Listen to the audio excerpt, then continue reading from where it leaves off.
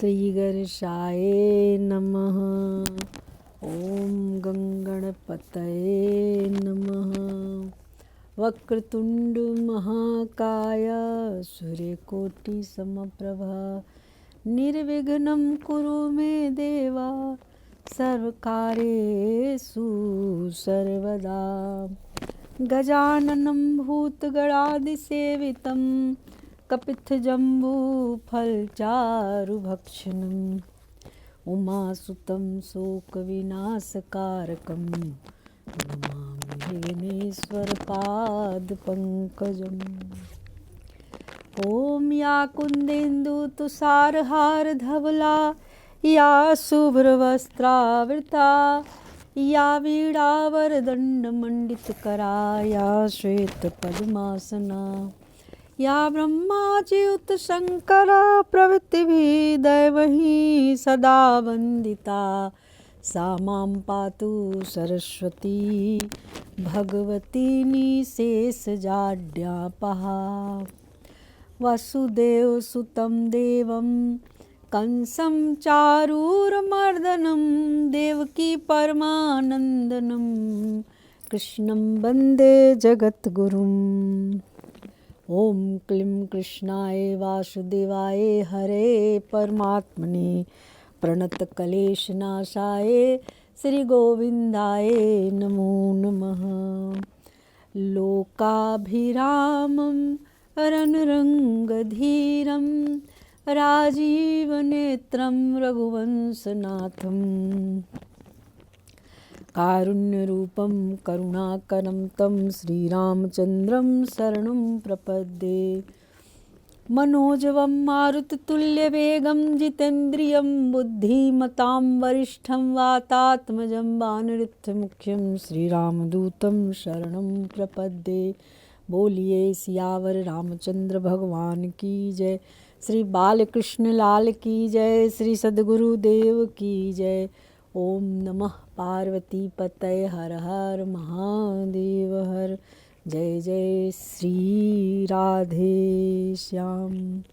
आप सभी लोग विराजित होइए, अपना अपना आसन ग्रहण करें। प्रभु आपकी शरण में हैं। हे बाबा विश्वनाथ जी, अन्नपूर्णा माई, दुर्गा माई, संकटा माई, काल भैरव, टुक भैरव बाबा, संकट मोचन संकट दहन हनुमान जी, बागेश्वर हनुमान जी, मारुति हनुमान जी। जय जय श्री राधे। आप सभी देवी देवता पितर लोगों के चरणों में बारंबार प्रणाम। जय जय सिया राम। सबके हृदय में निवास करने वाले श्री हरि विष्णु भगवान लक्ष्मी नारायण जी सियावर राम जी की जय हो। जय जय श्री राधे। जय जय श्री राधे। जय जय श्री राधे श्याम। श्री भागवत महापुराण की जय। श्री सुख सुधा सागर की जय। श्री व्यास जी भगवान की जय। श्री सुखदेव जी भगवान की जय। श्री राधा कृष्ण जी की जय। जय जय श्री राधे। जय जय श्री राधे श्याम। आइए हम लोग भागवत महापुराण के चतुर्थ स्कंद में प्रवेश करते हैं। चतुर्थ स्कंद का 10वां अध्याय में आज हम लोग उत्तम का मारा जाना और ध्रुव के यक्षों के साथ युद्ध का सुनेंगे। इसमें मैत्रेय जी कहते हैं कि विदुर जी, ध्रुव ने प्रजापति शिशुमार की पुत्री भ्रमी के साथ विवाह किया। उससे उनके कल्प और वत्सर नाम के 2 पुत्र हुए। महाबली ध्रुव की दूसरी स्त्री वायुपुत्री ईला थी। उससे उनके उत्कल नाम का एक पुत्र और एक कन्या रत्न का जन्म हुआ। उत्तम का अभी विवाह नहीं हुआ था कि एक दिन शिकार खेलते समय उसे हिमालय पर्वत पर एक बलवान यक्ष ने मार डाला। उसके साथ उसकी माता भी परलोक सिधार गई। ध्रुव ने जब भाई के मारे जाने का समाचार सुना तो वे क्रोध, शोक और उद्वेग से भरकर एक विजयप्रद रथ पर सवार हो यक्षों के देश में जा पहुँचे। उन्होंने उत्तर दिशा में जाकर हिमालय की घाटी में यक्षों से भरी हुई अलकापुरी देखी। उसमें अनेकों भूत प्रेत पिशाची रुद्रानुचर रहते थे। पिशाच आदि रुद्रा अनुचर रहते थे। विदुर जी वहाँ पहुंचकर महाबाहु ध्रुव ने अपना शंख बजाया तथा संपूर्ण आकाश और दिशाओं को गूंजा दिया। उस शंख ध्वनि से यक्ष पत्नियां बहुत ही डर गईं। उनकी आंखें भय से कातर हो गई और वीरवर विदुर जी महाबलवान यक्ष वीरों को वह शंखनाद सहन न हुआ, इसलिए वे तरह तरह के अस्त्र शस्त्र लेकर नगर से बाहर निकल आए और ध्रुव पर टूट पड़े। महारथी ध्रुव प्रचंड धनुर्धर थे। उन्होंने एक ही साथ उनमें से प्रत्येक को 3-3 बाण से मारे। उन सभी ने जब अपने अपने मस्तकों में 3-3 बाण लगे देखे, तब उन्हें यह विश्वास हो गया कि हमारी हार अवश्य होगी। वे ध्रुव जी के इस अद्भुत पराक्रम की प्रशंसा करने लगे। फिर जैसे सर्प किसी के पैरों का आघात न सहते हैं, उसी प्रकार ध्रुव के इस पराक्रम को देखकर न सहकर उन्होंने भी उनके बाणों के जवाब में एक ही साथ उनसे दूने 6 बाण छोड़े। यक्षों की संख्या 13 आयुत नहीं सकरा ज़्यादा सर लाख मन 13 लाख थी। उन्होंने ध्रुव जी का बदला लेने के लिए अत्यंत कुपित होकर रथ और सारथी के सहित उन पर पारिध, खड्ग, प्रास, त्रिशूल, फरसा, शक्ति, रिष्टि, भूसुंडी तथा चित्र विचित्र पंखदार बाणों की वर्षा की। इस भीषण शस्त्र वर्षा से ध्रुव जी बिल्कुल ढक गए। तब लोगों को उनका दिखना वैसे ही बंद हो गया जैसे भारी वर्षा से पर्वत का।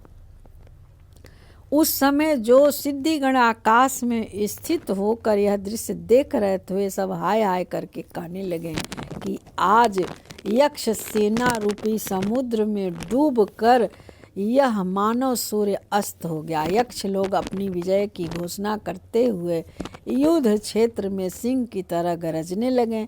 इसी बीच में ध्रुव जी का रथ एकाएक वैसे ही प्रकट हो गया जैसे कुहरे में से सूर्य भगवान निकल आते हैं। ध्रुव जी ने अपने दिव्य धनुष की टंकार करके शत्रुओं के दिल दहला दिए और फिर प्रचंड बाणों की वर्षा करके उनके अस्त्र शस्त्रों को इस प्रकार छिन्न भिन्न कर दिया जैसे आंधी बादलों को तितर बितर कर देती है। उनके धनुष से छूटे हुए तीखे तीर यक्ष राक्षसों के कवचों को भेद कर इस प्रकार उनके शरीर में घुस गए जैसे इंद्र के छोड़े हुए वज्र पर्वतों में प्रवेश कर गए थे। विदुर जी महाराज ध्रुव के बाणों से कटे हुए यक्षों के सुंदर कुंडल मंडित मस्तकों से सुनहरी ताल, वृक्षों के समान जांघों से वलय विभूषित बाहुओं से हार, भुजबंद से मुकुट, बहुमूल्य पगड़ियों से पटी हुई वह वीरों के मन को लुभाने वाली समरभूमि बड़ी शोभा पा रही थी। जो यक्ष किसी प्रकार जीवित बचे थे वे क्षत्रिय प्रवर ध्रुव जी के बाणों से प्रायः अंग अंग छिन्न छिन्न भिन्न हो जाने के कारण युद्ध क्रीड़ा में हिंसा से परास्त हुए गजराज के समान मैदान छोड़कर भाग गए। नर श्रेष्ठ ध्रुव जी ने देखा कि उस विस्तृत रण भूमि में अब एक भी शत्रु अस्त्र शस्त्र लिए उनके सामने नहीं है, तो उनकी इच्छा अलका पूरी देखने की हुई, किंतु वे पूरी के भीतर नहीं गए। वे मायावी क्या करना चाहते हैं इस बात का मनुष्य को पता नहीं लग सकता। सारथियों से इस प्रकार कहकर वे उस विचित्र रथ में बैठे रहे तथा शत्रु के नवीन आक्रमण की आशंका से सावधान हो गए।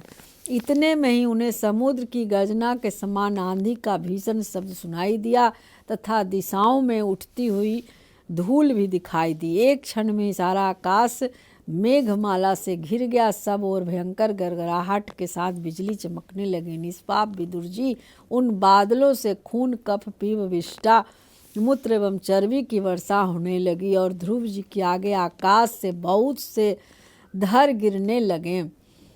फिर आकाश में एक पर्वत दिखाई दिया और सभी दिशाओं में पत्थरों की वर्षा के साथ गदा, परिध, तलवार और मूसल गिरने लगे। उन्होंने देखा कि बहुत से सर्प वज्र की तरह फुफकार मारते हुए रोषपूर्ण नेत्रों से आग की चिंगारियां उगलते आ रही है।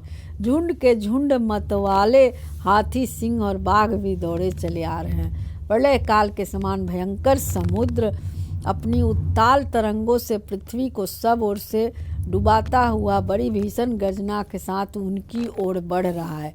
क्रूर स्वभाव असुरों ने अपनी आसुरी माया से ऐसे ही बहुत से कौतुक दिखलाए जिनसे कायरों का मन कांप सकते थे। ध्रुव जी पर असुरों ने अपनी दुस्तर माया फैलाई है, यह सुनकर वहाँ कुछ मुनियों ने आकर उनके लिए मंगल कामना की। मुनियों ने कहा कि उत्तान पाद नंदन ध्रुव शरणागत भय भंजन सांग पानी भगवान नारायण तुम्हारे शत्रुओं का संहार करें। भगवान का तो नाम ही ऐसा है जिसके सुनते ही कीर्तन करने मात्र से मनुष्य दुस्तर मृत्यु के मुख से अनायास ही बच जाता है।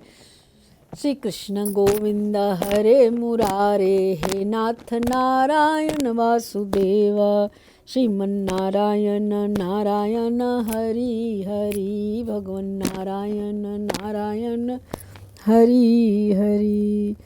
मुकुंद माधव गोविंद बोल, केशव माधव हरि हरि बोल।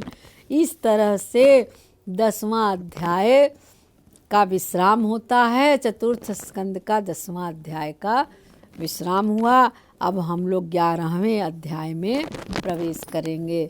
श्री कृष्ण गोविंद हरे मुरारे, हे नाथ नारायण वासुदेव, पितुमातु स्वामी सखा हमारे, हे नाथ नारायण वासुदेव, हे नाथ नारायण वासुदेव।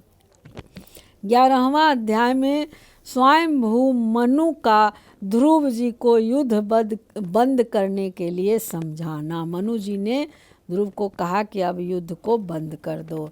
इस तरह से 11वां अध्याय में हम लोग अब आगे श्रवण करेंगे। तो क्या है, श्री बांके बिहारी तेरी आरती गाऊं, कर्पूर गौरम करुणावतारम संसार सारम भुजगेंद्रहारम, सदा बसंतम हृदयारविंदे भवम भवानीं सहितं नमामि। त्वमेव माता च पिता त्वमेव बन्धुश्च सखा त्वमेव विद्या द्रविणं त्वमेव सर्वं मम देव देव। जय जय श्री राधे। मंत्रहीनं क्रियाहीनं भक्तिहीनं जनार्दन यत्पूजितं मयादेव परिपूर्ण तदस्तु मे। जय जय श्री राधे श्याम।